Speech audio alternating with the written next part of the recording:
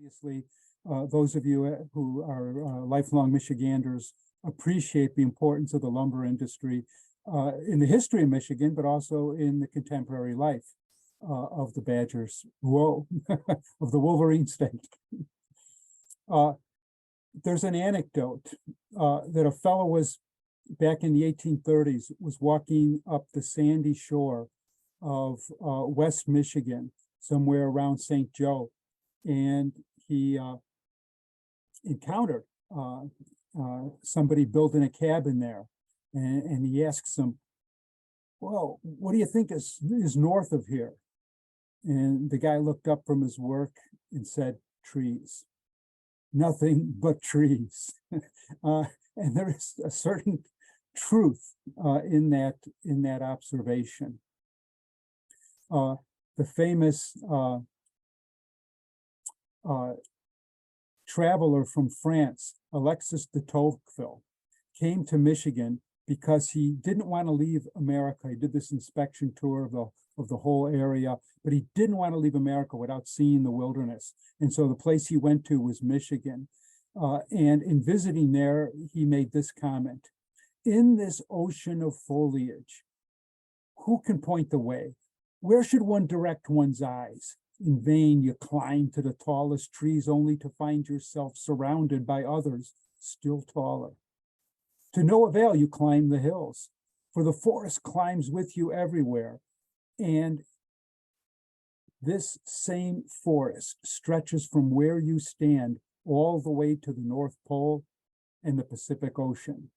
Well, he was a little exaggerating on the question of how far it extended, but it certainly extended through the entire state, upper and lower peninsulas of Michigan. And here we see a basic vegetation map of the state. And the critical thing you see here are the very dark shades, which indicate where it's predominantly pine forest or spruce or tamarack, and the lighter green shade of green, where you find the really fine hardwoods like oaks mixed in with the pine trees. And I draw your attention in particular to the area around Saginaw Bay, where you see that huge dark stain, one of the biggest stands of white pine trees probably in the world in the pre-settlement period of Michigan. The key to understanding the importance of the forest products industry in the history of Michigan is that when Michigan timber is being exploited, which is pretty much through most of the 19th century, it's taking place in what we should regard as America's wooden age, a time that begins when almost all houses are made of wood. Most farm fences are made of wood. This is a predominantly agricultural country. And if you don't fence your farm, you're going to go ahead and have your crops eaten by roving livestock. All fuel burning is mainly, anyway, going to be wood. A large portion of tools are going to be wood. This was literally a wooden age. So people went through vast amounts of wood in any single year. And those of you who have wood burning fireplaces can appreciate how fast that the wood can go if you're using that as your sole and principal means of heat. And so from 1869 to 1900, Michigan is the country's leading lumber producer. In the last decade, it's kind of tied with Wisconsin through the 1890s, but Michigan is basically leading the country in the production of forest products. And because of this being such an important industry from really the 1830s onward, it's the lumber industry that pioneers large sections of Michigan, and certainly a large percentage of the northern lower peninsula and the upper peninsula. So the first people to work in these woods came with special skills that they had honed working in the pineries of Canada, of New England, particularly Maine, and upper New York State, particularly in the Adirondack region. And so these were young, strong young men recruited by professional lumber entrepreneurs who also had cut their teeth in the forests of the East. And so they came to Michigan with very specialized skills about how to manipulate water levels on rivers by building dams, skills with how to maneuver large numbers of giant logs on fast-flowing rivers, how to then separate and collect and get to market those logs. You had to have those skills. This was not something you could just blunder your way into and think you're going to make any money. So the commercial logging begins in the 1830s. But before this time, any settler in Michigan would have been cutting down trees and using those trees to build homes and to heat their home and so forth. Virtually every settler coming into Michigan is going ahead and exploiting the forests around them. What we're going to talk about tonight, however, is the commercial industry of logging, which became the state's signature and biggest business. And the main thing that they were after was white pine. These are magnificent trees. They've always been my favorite tree, and I just love seeing an old growth white pine, so oftentimes standing sentinel and weathered by the wind and winters over the years. These trees can live as long as 4 centuries and grow to a height of 220 feet. So they're just magnificent trees. And they played a very, very important role in the development of domestic architecture in the United States. Now, a very important part of developing a commercial logging industry is control of stumpage, control of forest lands. And that was not really possible for large sections of Michigan until the 1819 Saginaw Treaty, and then later the 1836 Treaty of Washington, in which the Anishinaabe people, Ojibwa, Potawatomi, and Odawa, signed away their rights to 14 million acres of Michigan land, 40% of the state in that latter treaty, Treaty of Washington. And there's still, of course, controversies which flow from the terms of that treaty that periodically come in the news today. But what it basically, from that point on, Michigan land was open for business. It was possible for private property, those seeking private property, to buy land from the federal government. And one of the first people to open up a commercial mill was Henry Penoyer, who in September 1837 opened the first mill on the Muskegon River. He understood that this Treaty of Washington was in negotiation, and so he actually got to the site that he had selected to put his mill in and squatted on the land before it had ever really been properly seeded by the native people. But he really begins the commercial logging industry on what was eventually Michigan's most important logging stream. So here we have a map, and it indicates to us the 3 big areas of early Michigan commercial logging.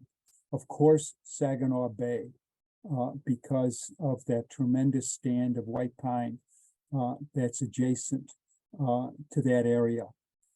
Timber from Saginaw Bay was going to be marketed in Detroit and in Buffalo on the other end of Lake Erie. You also had the upper end of Green Bay, Bay de Noc in particular. Very early logging activities here. Many of them were spearheaded by New England loggers who had set up bases in Milwaukee. And they're looking to get their timber down to the Cream City. And then finally, of course, the Muskegon River being the biggest and most important of a whole series of rivers that flow from western Michigan. And those trees were going to be destined for the nation's largest lumber market in Chicago. So there was this rivalry in particular between Muskegon River and the Saginaw Bay region. And over time, you'll find people say Saginaw Bay was the most important lumber area in Michigan. And it did produce more trees than Muskegon River did. But that's because the Saginaw Bay district had a whole series of rivers, the Flint River, the Cass River, the Tittabawassee River, the Chippewa and the Rifle, all flow into Saginaw Bay, which made it such a tremendous district for the milling of timber. But the Muskegon, just as a single river, by far carried more logs than any other single Michigan river, a total of 30 billion board feet. And so Muskegon, to this day, still claims the title Lumber Queen of the world. And what's 30 billion board feet of timber going to get you? Well, it could get you quite a lot. It could get you about 6 million basketball courts, for example. So let's talk about the business of extracting timber from the forests of Michigan. In the late fall, early winter, every year, hundreds of logging camps would be set up in the remote forest regions of Saginaw Bay, of the Muskegon, of the Manistee, of the Manistique, Escanaba, all these different rivers. You would go ahead and going up what they called a tote road, a road that was just basically with a few trees cut out of the way to allow a heavy-duty wagon through, would head into the woods, and they would build out a lumber camp. And lumber camps, it wasn't just some shack in the woods. Lumber camps were a serious zone of production. And it was an ensemble of structures that was required in order to really manage a large group of people in the wilderness. You had to have, of course, a bunkhouse for the lumberjacks. You had to have a cookhouse for them to be fed. There would also need to be a barn because horsepower was critical in the harvesting of the timber. And if you're going to have horses and sleighs and things, you're going to need to have a blacksmith there to keep the horses shod, to keep the sleds in repair. And then finally, you're going to have an office so that you can have a space for your management of the camp operation. So one of the key pieces of that ensemble was the bunkhouse.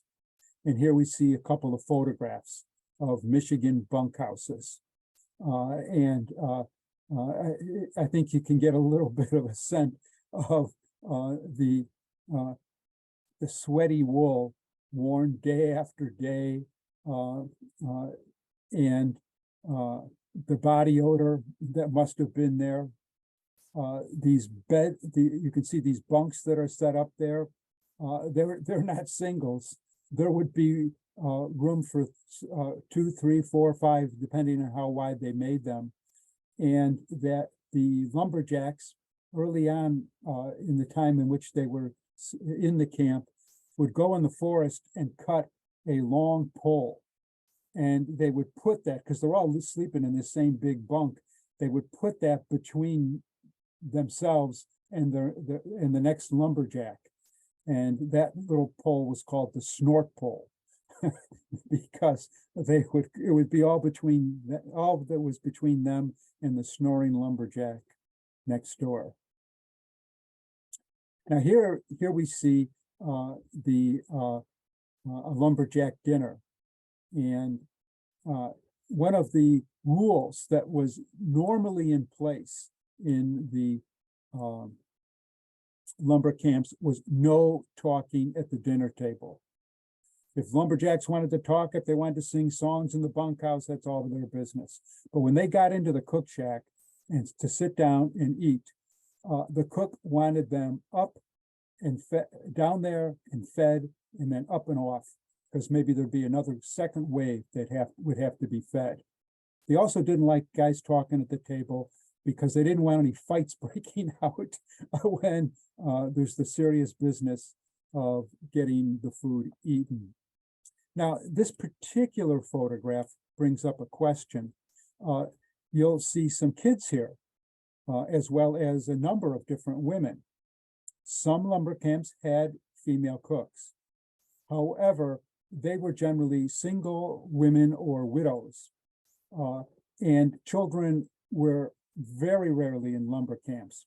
And so what this photograph seems to have been taken perhaps around Christmas time or some special time when some family members were allowed to come visit at the camp.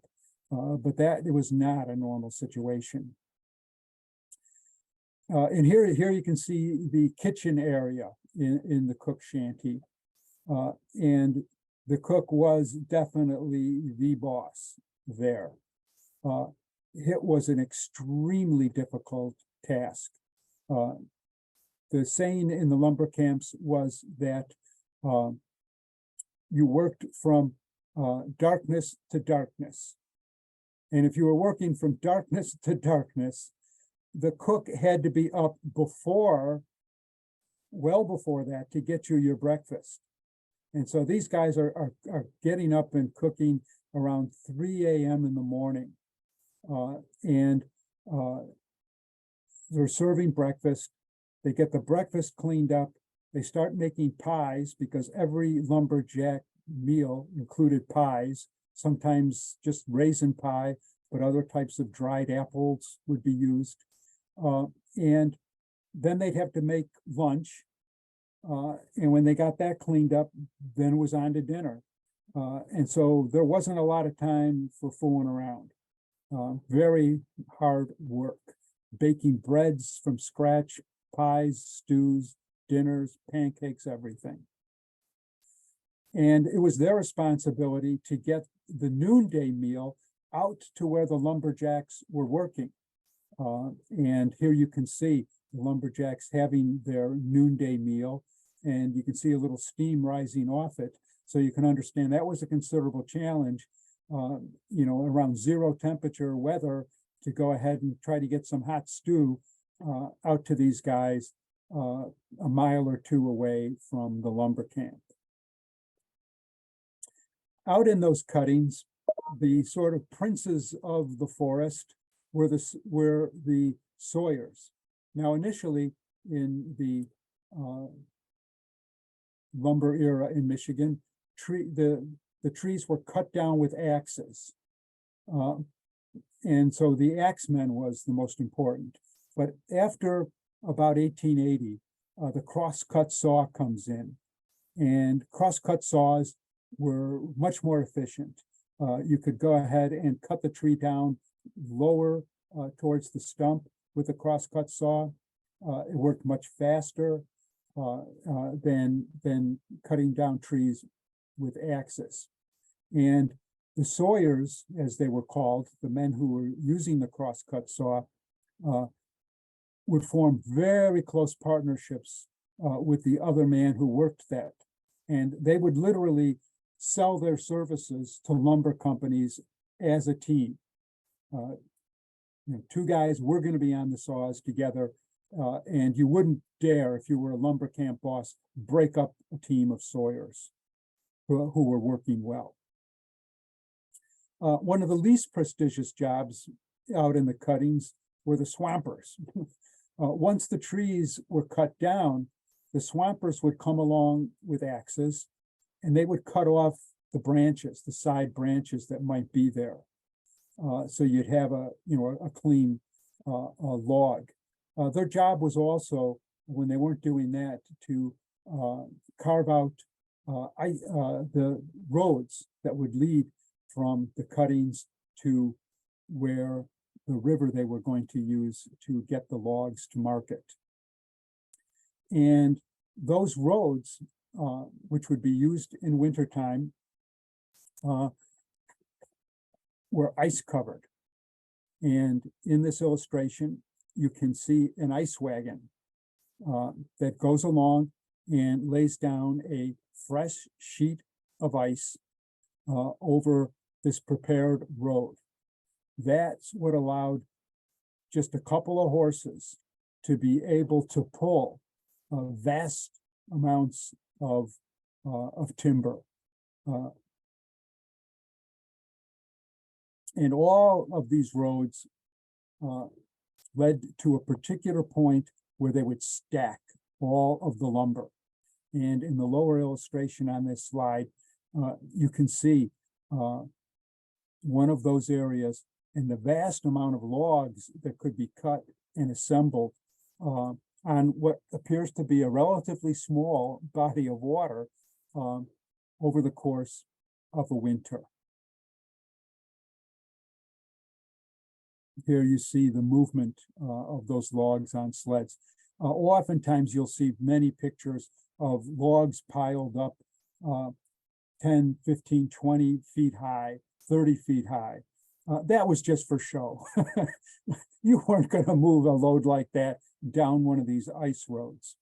And so here you can see more typical burdens for the movement of the timber from the cuttings to the staging areas.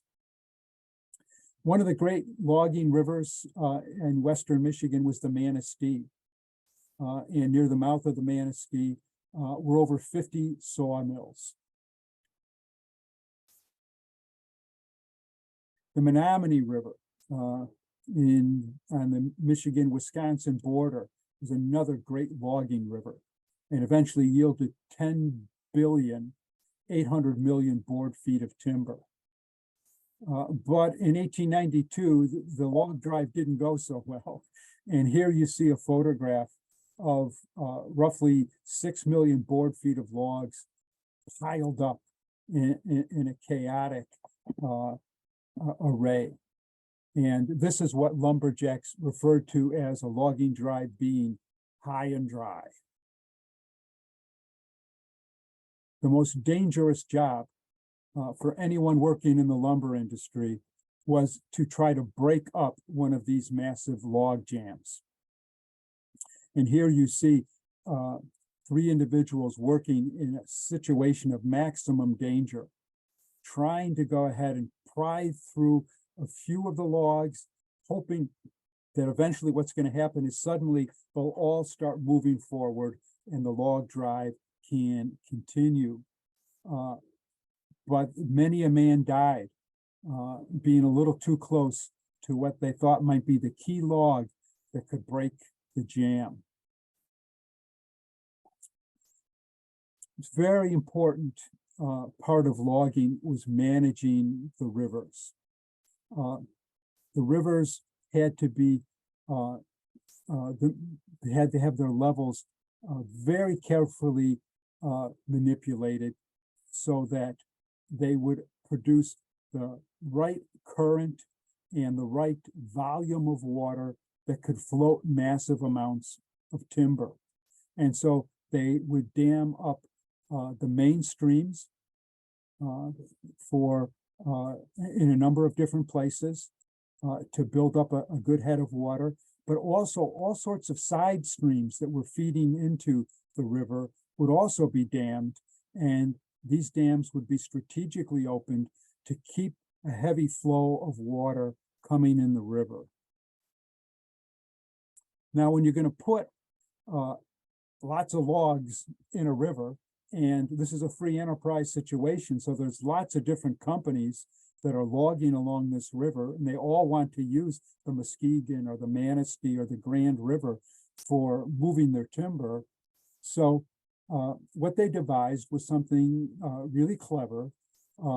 They would go ahead and have blacksmiths make a hammer with a set marking, rather like a brand that cattlemen would later use out west.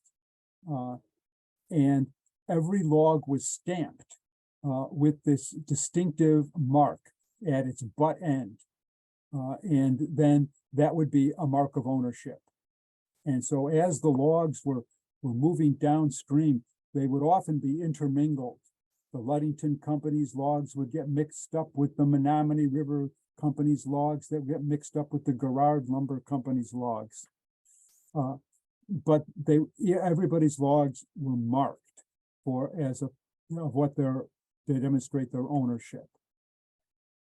As the logs are moving down the stream in the spring, and we're talking the spring here, we're talking Michigan in late March, early April. So you can understand how cold that water is going to be with basically the snow melt flooding the rivers and the dams. And the men who did this work were called river pigs. It was such a hard and dirty job. You think they'd given them a name that showed some respect. But they were a pretty rough crowd, but also a skilled group of men. And they were the highest paid individuals, besides the foremen, working in the lumber camps. And they would sometimes 50, 60, 100 miles upstream working. And so they would follow the logs as they're moving down the stream. And they would set up camp every night on the banks. And there would be these floating kitchens that would have supplies for them. And most importantly, would go ahead and bring food.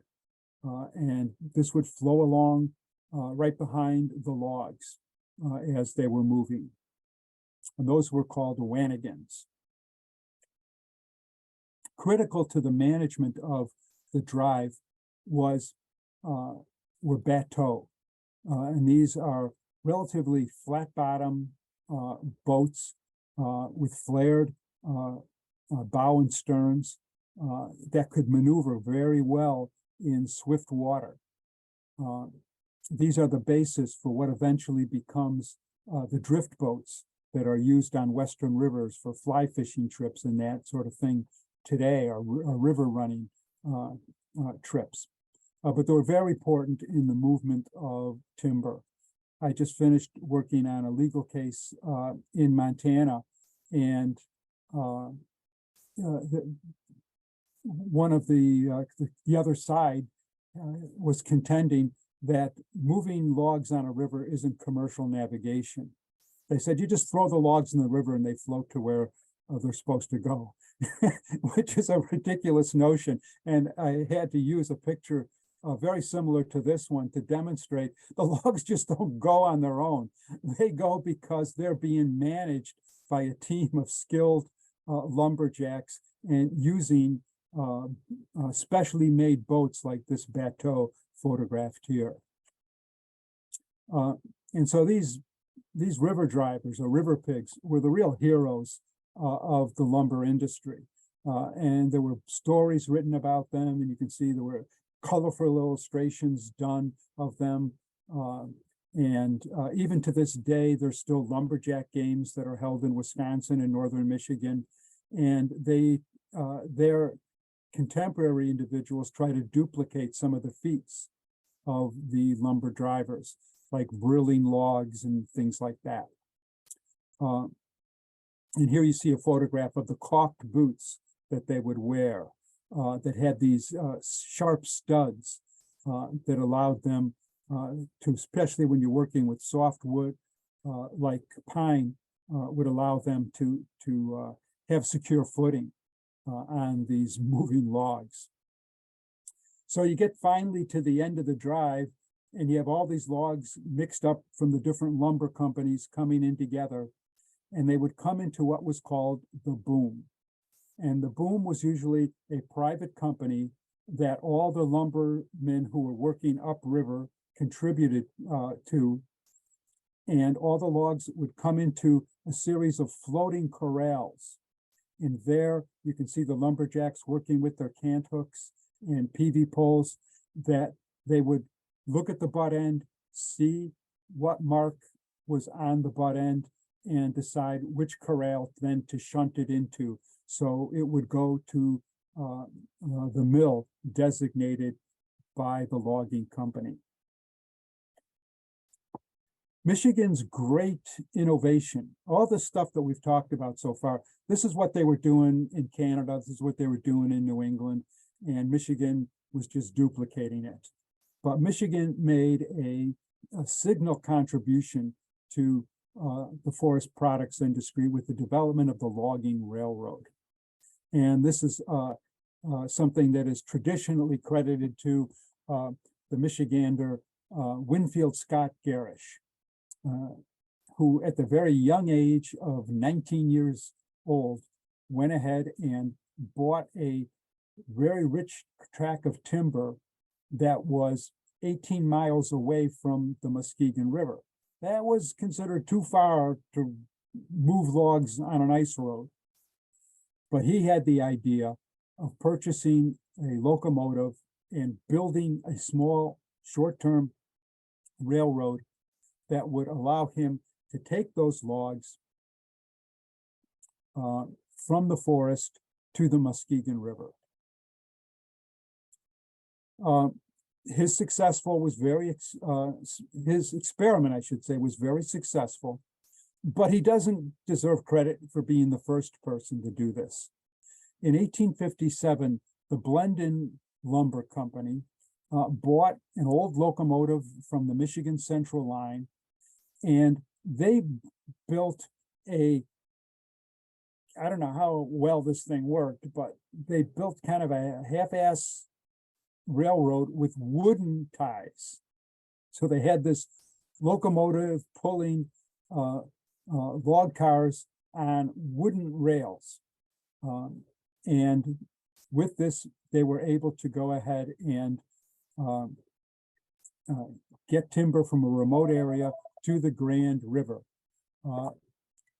And then they were able to get the lumber and they would dump it into the Grand River at what is now the site of Grand Valley State University.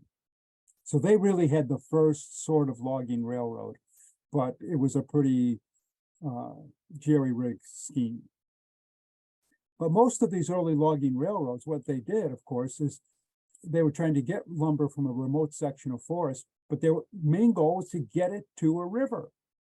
The rivers were still seen as the best way to get lumber to market. And of course, to this very day, if you're moving any type of bulk cargo, water transportation is the most cost-effective. Nonetheless, logging railroads became very popular, particularly when the pine lumber began to punk out and you needed to turn to the hardwoods. So vast sections of Michigan's forests were hardwoods, hemlocks and oaks and maples and so forth. And so by 1882, Michigan had 32 narrow gauge logging railroads.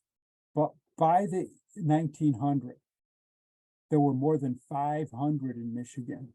And this map is located on the slide here. You can see just some of those logging railroads. Logging railroad would last for 2, maybe 3 years, and then they'd pull up the track and put it somewhere else. These were short track systems designed for to get to a particular section of forest.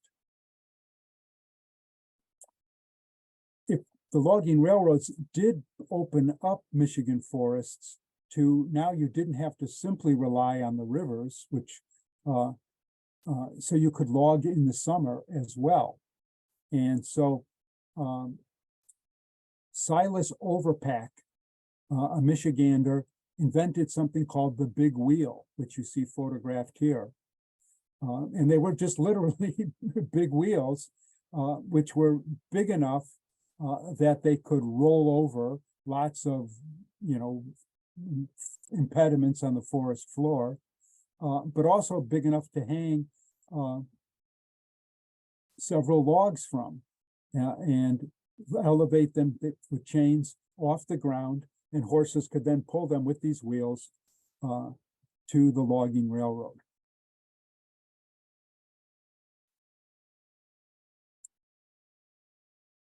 And so this moving to hardwoods created a much more diversified lumber industry. Now you're just talking not about just, getting dimension lumber for construction purposes, but you've got furniture factories in Grand Rapids. You have a basket factory using soft beechwood in Holland, Michigan, a shoe factory with wooden soles in Cadillac, Michigan, a refrigerating factory on the Grand River, a maple floor factory in Hermansville in the Upper Peninsula, or even in Iron Mountain, where Ford Motor Company had a mill to produce hardwoods for the frames of Model Ts and Model A automobiles. So the lumber industry was feeding into a diversifying Michigan economy. By 1884, there were 47 sawmills along Lake Muskegon near the mouth of the Muskegon River. And they were producing 661 million board feet of lumber. And they produced vast amounts of sawdust. And they would often use this sawdust to fill in the marshy margins of Lake Muskegon. And the sawdust, the vast amounts of sawdust produced by the Michigan lumber industry eventually had very strong deleterious impacts on the fishing industry in Michigan. So many sawmills were located at the mouths of rivers, and the lumber companies would just dump the sawdust into the lake, and they would cover the rocky bottoms that had been the spawning grounds for whitefish and other native Michigan and commercial fish. The dimension lumber that was being cut at the mouths of these rivers much of it was destined for the Chicago market. And this, you can see, is a color illustration from the 1870s of the Chicago lumber district. This is off the south branch of the river. And there were a whole series of these lumber slips that would be 4, 5, 6 blocks long going into the city. And the schooners coming from Michigan would be able to navigate to the various lumber yards and unload their cargoes. The key thing about Chicago as a lumber center was that it basically, it's sitting at the edge of two biological regions. One, the heavily forested areas of Wisconsin and Michigan, and two, the prairies, and then later the Great Plains that are spanning west all the way to the Rocky Mountains. And in the post-Civil War period, when those treeless areas are being settled, they develop a tremendous appetite for the dimension lumber coming from the forests of Michigan. And here you get a sense of that. Lake Michigan in particular was absolutely central to the lumber industry in the United States. And even lumber that was being milled in places like Green Bay or Milwaukee or Muskegon is going to eventually make it to Chicago. Chicago didn't mill a lot of lumber. It was the place where you would store and market it. And that caused a lot of headaches in 1871 when Chicago had a fire. And one of the reasons that fire was so bad was because of all the lumber that was being stored on the south side of the city. This will give you an idea, I think, of how important the maritime dimension of the lumber industry was. This is the mouth of the Manistee River. on 4th of July, 1880. And just look at the large number of schooners that are there. And schooners were the ships that mainly took the lumber to market. There's at least 25 vessels just in the one frame of this photograph. And this is Manistee, Michigan. We're not talking, about even Muskegon or let alone, a place like Milwaukee or Chicago. One of the more storied parts of the lake trade in lumber were the Christmas tree ships. This was a late season opportunity for ship owners. If you didn't make enough money hauling lumber during the year, and in the panic of 1873, a lot of ship owners didn't, you could take a risk of sailing after the navigation season ended and after your insurance coverage ended, and go up north to get a cargo of Christmas trees. And here are the Schooneman family, 3 brothers who all were lake captains, who engaged in the harvesting of Christmas trees in Michigan and selling them to city dwellers on the banks of the Chicago River. And it made some sense, they could buy the trees for 2 cents, but sell them in Chicago for 75 cents. And this was the attraction of risking your life on the stormy lakes. And it was literally a lottery for death. In 1882, 4 Christmas tree ships came close to sinking. They were rescued by tugboats heading out from Chicago because they were so covered in ice, they were regarded as floating icebergs. 1898, the schooner S. Thal, skippered by August Schooneman, was lost with all hands in Lake Michigan. 1901, the schooner Caledonia, carrying a cargo of Christmas trees, was driven to destruction by north winds against Sleeping Bear Point.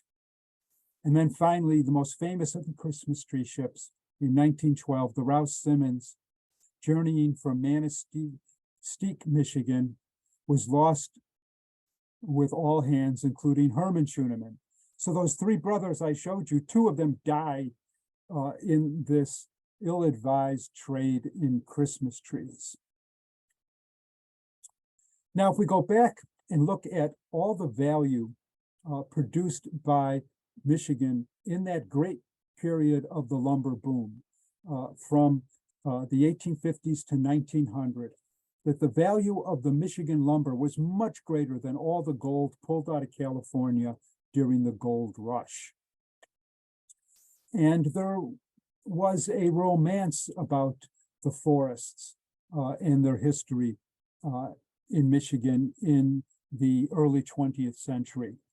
And a lot of that was perpetuated by one of Michigan's great authors, Stewart Edward White, who wrote a whole series of stirring adventure novels about what it was like to be a lumberman, or what was it like to be a lumberjack or a riverman in the lumber days. And these still make pretty good reading today.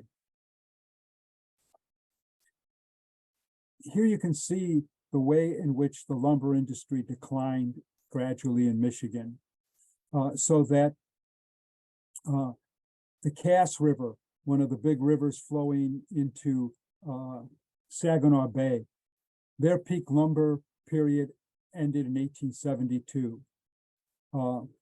Further north on the Huron shore, Thunder Bay, 1880. Saginaw itself, 1882. Muskegon, 1884. Manistee, 1884. Menominee, 1889. It's only the Upper Peninsula that continues vigorously into past the 20th century. So it's really something that has reached its peak in the 1880s and is then steadily going down. Once the best hardwoods were cut, once the best pine was cut, there were still scrappy trees out there. There was lots of stumps. There were lots of branches that had been cut off by the swampers. And people would go back to these areas that had been pretty much cut over and harvest this scrap wood. And this was generally marketed under the term pulpwood. Some of it was sent to paper mills to be made into pulp for paper. Others were sent to, there's a whole industry in Michigan where they would take this scrap wood and make wood chemicals out of it. But one by one, communities that thrived for decades all across northern Michigan were facing either abandonment or significant loss of jobs. One of the most pathetic cases was the town of Nema, Michigan, up on the northern part of Michigan on the south shore of Lake Michigan. The town of Nema, the whole town was put up for sale. And you can go to Nema today, and there's still a few buildings there. That's because they didn't find a buyer. Sadly, what was left behind all across the northern part of Michigan was a devastated landscape, as is indicated in this photograph. And what would happen when you have wood left behind like this, it would dry out in the sun. There was no longer the forest cover to keep the ground moist. The ground dries out, the trees dry out, and it was a perfect tinderbox for forest fires that made their way across the lower and upper peninsula of Michigan.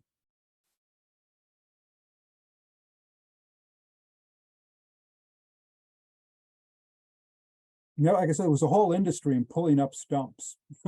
You go to look at the old newspapers from like 1910, 1920, and you'll see advertisements for stump pullers, because that wood could still be marketed to make chemicals from.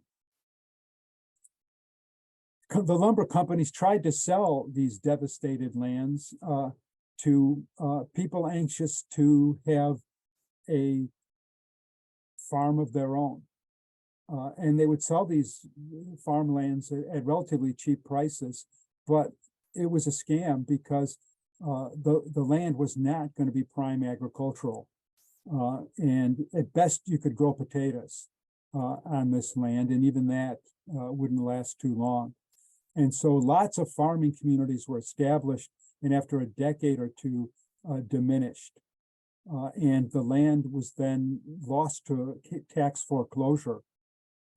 And it was only the creation of the county, state, and national forests in Michigan that then allowed for the reforestation that we see today. Almost all the forests we see along the wonderful lakes of northern Michigan is second growth forest that dates from the 1920s onward. But we still live with the ecological damage, particularly to the rivers of Michigan. Every year they were going ahead and literally flushing the rivers with these tidal waves of high water that would drive the logs downstream. That went ahead and eroded the banks. It widened the rivers. It went ahead and made them broader and shallower over time. And a broader and shallower river is going to be a warmer river. And so one of Michigan's most magnificent game fish, the grayling, was driven to extinction because the waters in the rivers became too warm for that fish to survive, although we have recently been able to get it reintroduced using Alaskan grayling. But still to this day, Michigan rivers tend to be less clear, there's more siltation and warmer because of logging. Of course, the forest products industry is still big, but it's an industry that's based upon the harvesting of timber grown in a few corporate forests, but mainly in the county, state, and national forests. and they're supplying sawmills, paper mills, furniture factories. And in 2019, they employed 42,000 Michigan workers and reached a combined value of $22 billion. So even with second growth timber, Michigan is still a force in the forest products industry. And that's what I have for you this evening. If you want to go ahead and get a hold of a good book on this subject, you could go ahead and check out this book, Deep Woods Frontier, on Amazon. You can order it for $27, or you could buy a used copy cheaper, but then the author wouldn't get any royalties. But I'm happy to entertain any questions that you may have, and I'll stop the screen share. Well, thank you so much, Ted. This has been fantastic. I know most of my history that I know with lumbering has to do with Harbor Springs. Obviously, this is a picture of Harbor Springs behind me, with obviously posed for that picture with all those logs. I don't think they came out of the forest that way. But most of what I know is related to Ephraim Shea because of his big impact in Harbor Springs. So it was really interesting to hear about some of these other major players in the development of the forest industries here in northern Michigan. I am waiting to see if we do have any questions in the chat. If anyone has any questions, please feel free to put those in there. I do see one question here. Oh, what kind of chemicals do you make from tree stumps? I would like to know the answer to that as well. Yeah. Well, they would do they were doing two things when they would get like these tree stumps and other things in there. They were making charcoal. Okay, so you're putting these in charcoal ovens, but you're capturing the vapor that's escaping, and from that vapor, you're making a very toxic chemical. I mean, benzene comes from cooking coal, I believe. But you're getting a chemical like almost as strong as benzene, and so that those companies were producing charcoal and then chemicals, caustic chemicals. The charcoal was still important because in the early 1920s you still had a lot of blacksmiths around because people were still using horses and that sort of thing. And blacksmiths could only work with iron that was capable of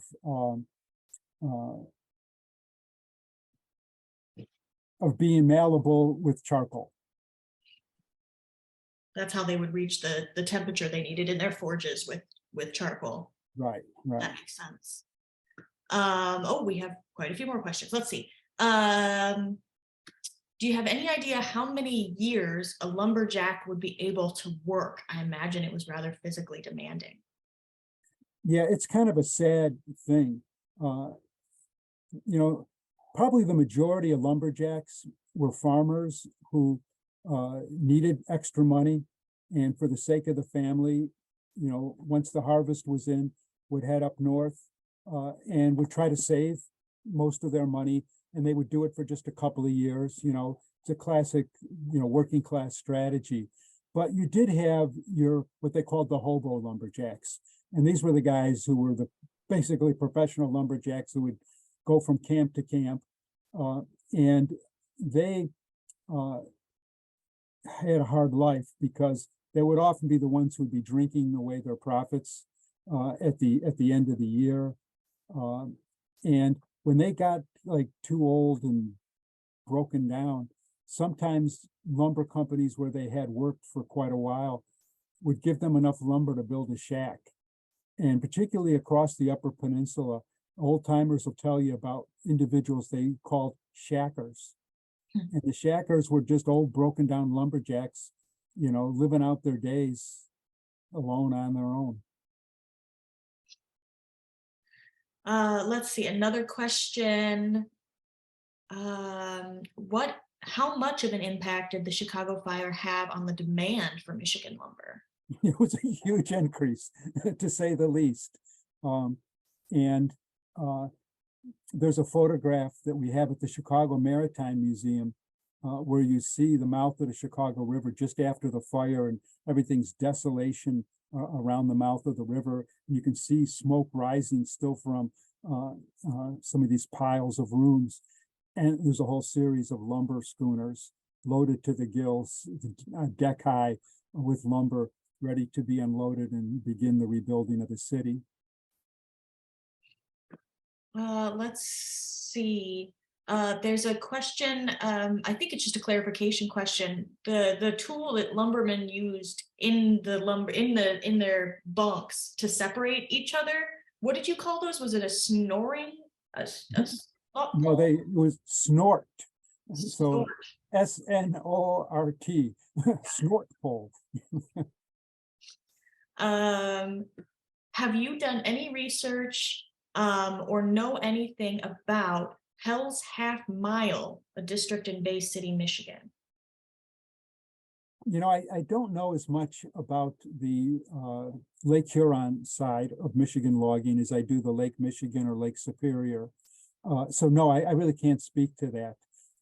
But I do know that every major lumber town had a district of dives and saloons that would be standing room only when the log drives came in.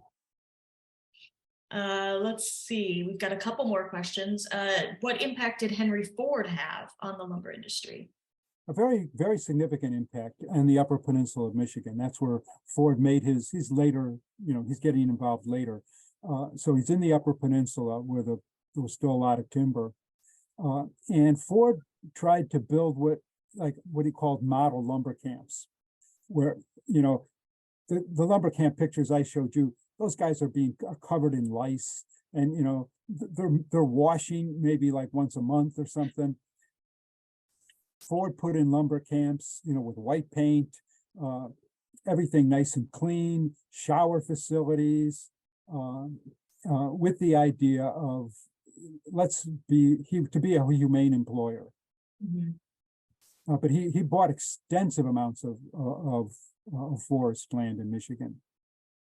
That sort of leads into the next question we have that is asking if you have any comments on the medical care that was available in camps. It sounds like it would have been very different between Henry Ford's camps and the typical lumberjack camp.